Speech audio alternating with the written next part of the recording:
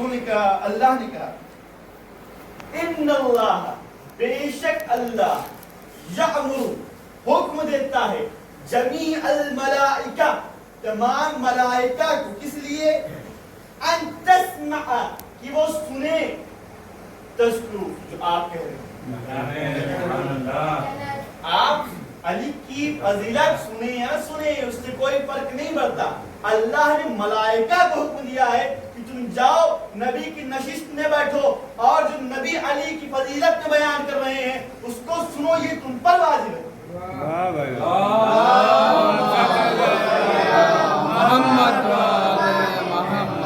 اداکار ہیں وہ معصوم ملائکہ، ان پہ واجب ہو تو ہم تو خطا کار ہیں، ہم پہ تو اولا واجب ہے کہ علی کی فضیلت کو سنیں، اپنے نسلوں کو سنبھالیں.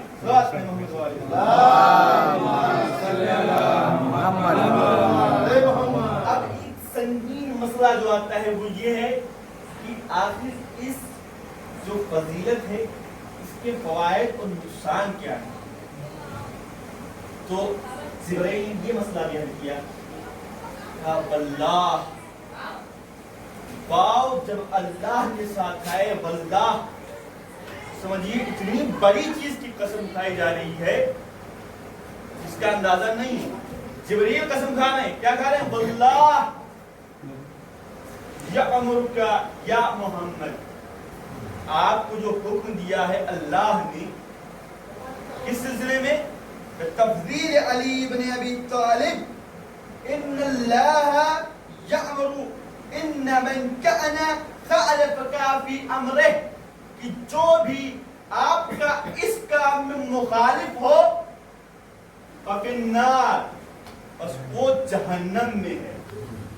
اس دور میں نہیں بلکہ ہر دور میں، یہاں کسی زمانے کی قید نہیں لگائی رسول نے کہ جس دور میں بھی جو بھی علی کی ذکر کا مخالف ہو، فضیلت کا مخالف ہو، ان کی فضیلت کا مخالف ہو، اس کے لیے جنت کی بو تو چھوڑیے جہنم کی آگ کے علاوہ کوئی ٹھکانہ نہیں ہے.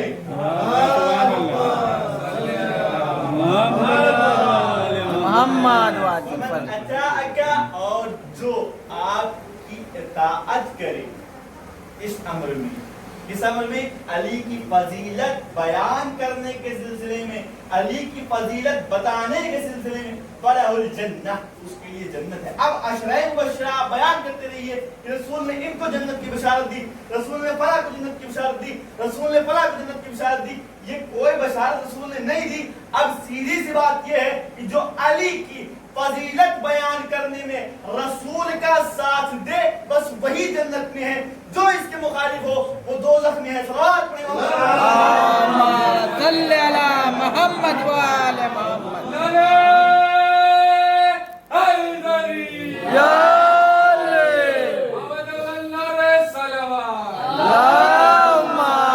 صلی علی محمد و آل محمد. اور یہ بات پتہ کہاں سے چلی کہ کون مخالف تھا؟ وہی غدیر خون کا میدان. جب رسول نے کہا من کنت مولا ہو فہذا علی المولا، کہ میں جس کا مولا اس کے علی مولا، تب کچھ چہرے جلتے ہوئے نظر آئے، تب معلوم ہوا کہ جہنم کی آگ کس کے لیے ہے. صلی علی محمد و بعد رسول معلوم ہوا کہ جہنم کی آگ کو کس پہ قرار دیا گیا ہے. کون ہے کہ جو رسول کے امر کے مخالف ہے؟ صلوات پڑھیں محمد و صلی علی محمد و وہی لوگ تھے کہ جنہیں اسلام سے 3 یا 4 چیزوں نے دعوت دی، ان کو ایمان نہیں، ان کے دلوں میں ایمان نہیں اترا تھا. اللہ نے کہا ہے قرآن میں کہ اے رسول ان کے حلق سے ایمان نہیں اترا، بس یہ اسلام لائے ہیں. اسلام لائے ہیں تسلیم کیا ہے، ذوالفقار علی سے تسلیم کیا ہے، آپ کی حیبت سے تسلیم کیا ہے، یہ ایمان نہیں لائے ہیں. تو جب وہ زور ہٹا انہوں نے اپنے پاسے پلٹ دیے. یہ چیز یہ چہرے واضح ہوتے گئے. ہم لوگ سوچتے ہیں کربلا کی جو شروعات تھی الگ مرحلہ نہیں، کربلا کی شروعات عین شروعات کربلا بعد رسول ہی ہوئی. رسول کی جب رحلت ہوئی فکر یزیدیت ابھرنے لگی. یزیدیت کی فکر برسوں سے ہے. یہ کوئی نئی فکر کربلا میں نہیں آئی تھی جو ہمیں دیکھنے کو ملی. فکر ظلمت ہی یزیدیت کی فکر ہے. ظلم کی فکر یزیدیت کی فکر ہے. ہم کو پہلے کہا گیا تھا کہ وقت زیادہ نہیں ہے, اس لیے میں اختصار سے کام لیتا ہوں کہ کربلا ایک تحریک, کوئی رسم اور رواج نہیں, ایک تحریک ہے. تحریک کیا ہے؟ کہ مظلوم کی حمایت اور ظالم کی مذمت. صرف ظالم کی مذمت سے کام نہیں بننے والا, نہ صرف مظلوم کی حمایت سے کام بننے والا ہے. آپ کو ایک چھوٹی سی مثال دیتا ہوں. مثلا آپ سڑک سے جا رہے ہوں, سامنے سے ایک اور گاڑی والا آ رہا ہے, ایک پیدل انسان گزر رہا ہے, آپ اپنی گاڑی میں, سامنے سے گاڑی آ رہی ہے, ایک پیدل انسان گزر رہا ہے. اس گاڑی والے نے اس بندے کو ٹھوک دیا, ٹکر مار دی, تو یہ ہاتھ پیر ٹوٹ گئے, سر ٹوٹ گیا. آپ کیا کریں گے؟ اگر آپ نے رسم سمجھا ہوگا, آپ کیا کریں گے؟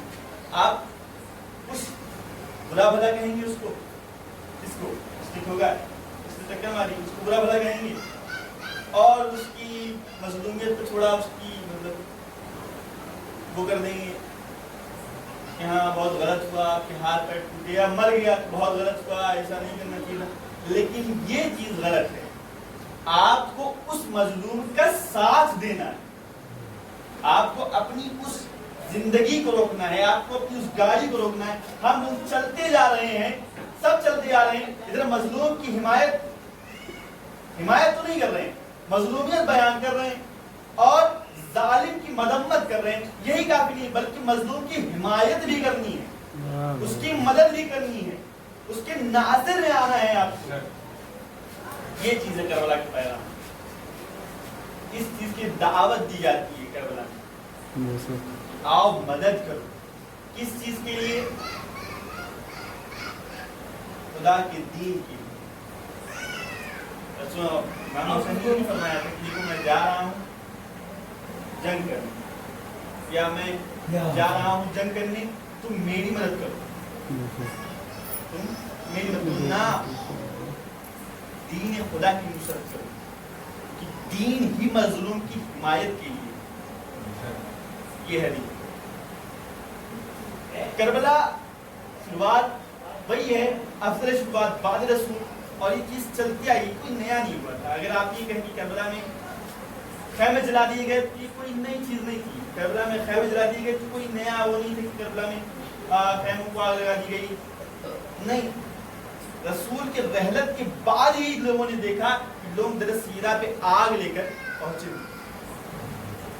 پوری امت نے دیکھا, سب نے دیکھا کہ لوگ رسول جس دروازے پہ سلام کیا کرتے تھے, السلام علیک یا معدن الرسالہ, السلام علیک یا اہل بیت النبوہ, السلام علیک یا مختلف الملائکہ, جس پہ رسول سلام کیا کرتے تھے, لوگوں نے اسی در کو آگے رکھا. کوئی نیا نہیں تھا کربلا, اسی چیز کی وضاحت تھی, اسی چیز کی کربلا وضاحت تھی. دیکھو تم کو اگر یہاں بھی صاف نہ دکھا ہو تو کربلا میں آ کے دیکھو. جب یہ امت اپنی اس گاڑی کو لیے چل رہی تھی, مظلوم کی حمایت میں کوئی فرق نہیں پڑ رہا تھا اس امت کو, تو معاویہ نے اپنی چال چلی. چال یہ تھی, اپنے بیٹے کو خلیفہ بنایا اور معلوم دنیا سے چلا گیا. اس نے خلافت پہ آتے ہی سب سے پہلا جو کام کیا, اس نے کہا مدینے والوں سے بیعت. اس نے کہا حسین سے بالخصوص بیعت دو, کیونکہ ہو سکتا ہے سب بات کہ بیعت کر لیں, لیکن یہ علی کا بیٹا ہے, یہ بیعت نہیں کرے گا, لیکن اس سے بالخصوص بیعت دو. اگر نہ مانے تو گردن کاٹ کے میرے پاس شام بھیجو. حاکم مدینہ ولید ابن عتبہ, یہ اس بات نے اس فکر میں پریشان تھا، اس نے پھر امام حسین کو بلوایا. آپ کو بلایا گیا ہے کہ آپ آئیں، آپ کو دعوت دی گئی ہے. مولا حسین آتے ہیں، دربار میں اس کے داخل ہوتے ہیں. 19 زبان یا 30 زبان روایتوں میں اختلاف ہے. آتے ہیں اور امام حسین ان سے کہتے ہیں باہر ہی رہنا، اندر مت آنا.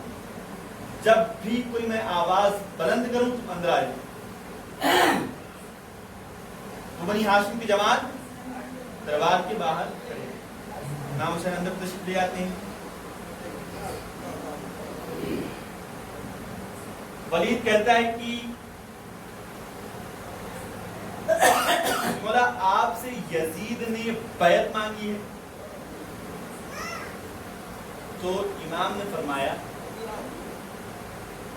کہ لا یبایع عسرا، مطلب یہ کہ میں اس تنہائی بیعت نہیں کرنے والا، اکیلے نہیں. پھر امام نے فرمایا فَإِذَا دَعَوْتَ، جب تم دعوت دو النَّاسَ لوگوں کو، دعوتنا تو ہم کو بھی دعوت دینا. سب کے لیے ہو ایک ہونا چاہیے.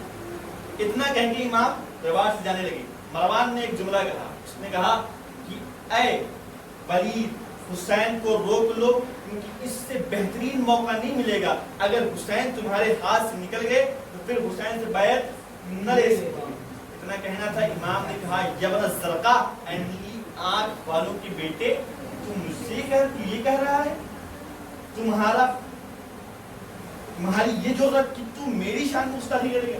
اتنا کہنا تھا. بنی ہاشم کی جماعت اندر آ گئے اور امام کو لے کر چلے گئے. جب مولا دربار سے واپس آتے ہیں تو بس وہی کیفیت تھی کہ جب جناب فاطمہ زہرا سلام اللہ علیہا دربار سے آتے ہیں. وہی جملے زبان پر تھے اور کہا امام حسین نے اب یہ مدینہ رہنے کے قابل نہ رہا. یہ میرے جد کا مدینہ اب رہنے کے قابل نہ رہا. اس مدینے میں وہ چیز نہیں رہی جو میرے جد کے دور میں. امام حسین نانا کی قبر پہ گئے، نانا کی قبر کو بوسہ دیا، شکایت